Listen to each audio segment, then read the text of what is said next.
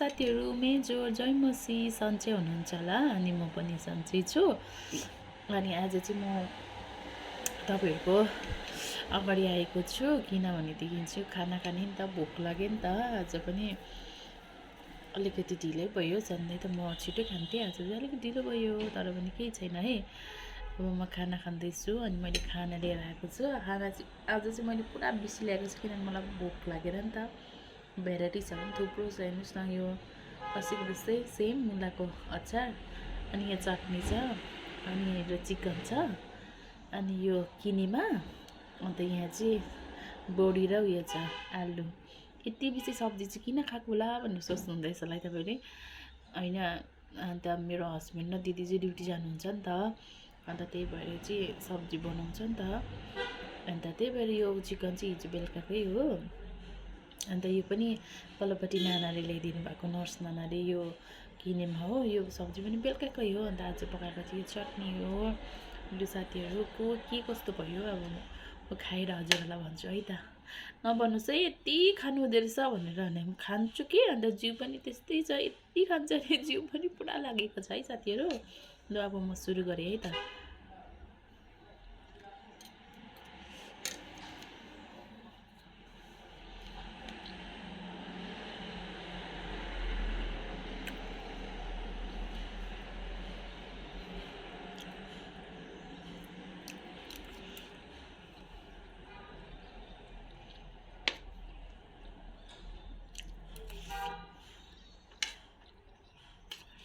किनेमा मिठो भएछ, बिहान चटनी बनाएको थियो रामभेँडा र प्याजको, त्यो पनि मिठो भएछ।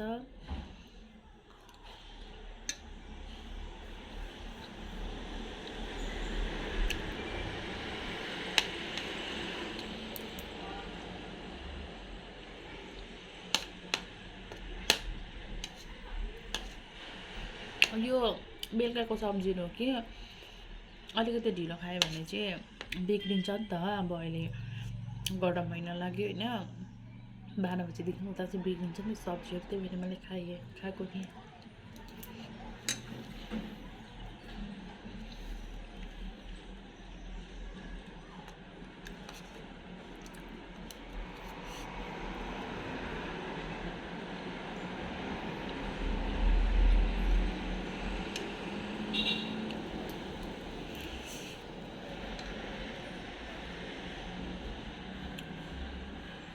माम नखाम भन्छु के, फेरि खाइपठाइहाल्छु। किन भन्नुहोस् त, माम खाँदा खाँदै सब्जी मिठो भएको छ भने त अझै माम थापेर खानु मन लाग्छ नि त है।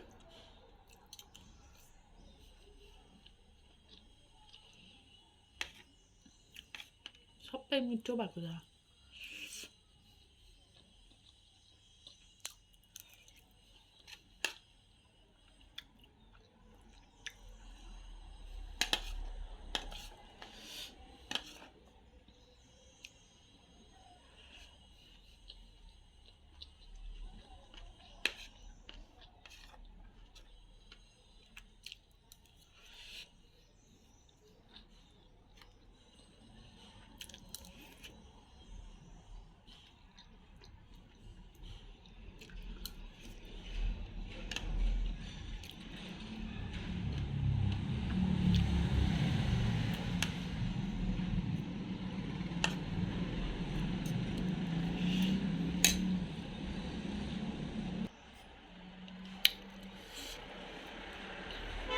माम सब्जी चाहिँ पुरै मिठो भइसक्यो। अन्त म चाहिँ छिटो छिटो खाँदैछु है।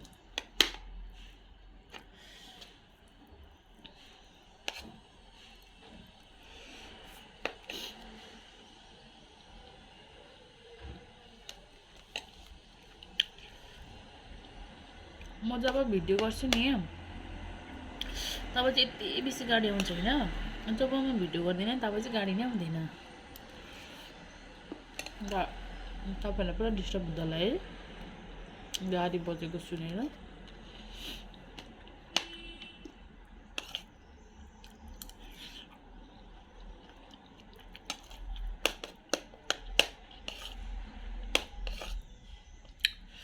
साथीहरू भोक लागेको बेलामा चाहिँ खानै सक्दैन। जब भोक नलागेको हुन्छ नि त्यतिखेर चाहिँ पुरा खाइपठाउँछु होइन। जब हामीलाई भोक लाग्छ नि तब खानै सक्दैनौँ। किन त्यस्तो भएको साथीहरू?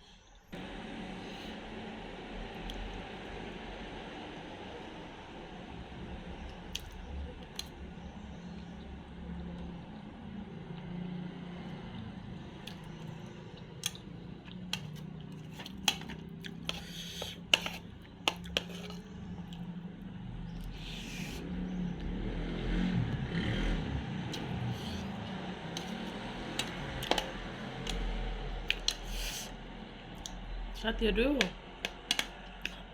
आमा बाबाले भन्नुहुन्थ्यो नि हामीलाई सब्जी बेसी खानु हुँदैन भनेर। तर म त सब्जी कति बेसी खान्छु।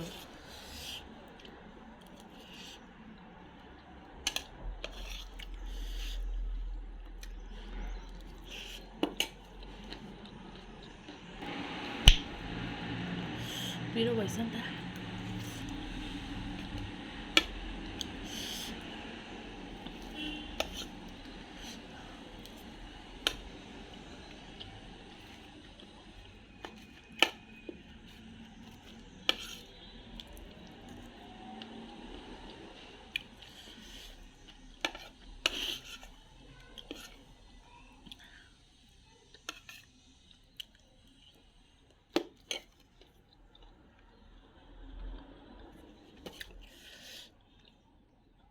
खाइसकेँ मैले।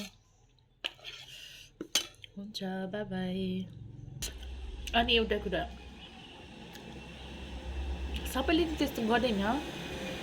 अब 100मा 20%हरू हुन्छ कि मलाई चाहिँ थाहा छ। खाना खायो भने चाहिँ आधी चाहिँ उमार्नै पर्ने, त्यो चाहिँ बानी हो नि त। तर म चाहिँ अगाएँ भने पनि पानीले भए पनि निल्छु। किन भन्नुहोस् न, माया लाग्छ। यो खानाको लागि हामीले कति दुःख गर्नुपर्छ होइन, यसरी खाना फ्याँक्ने। अनि कतिको चाहिँ बानी नै हुन्छ क्या यसरी फ्याँक्ने। तर म चाहिँ फ्याँक्दिनँ। जति नै बेसी भयो भने म खाइदिन्छु।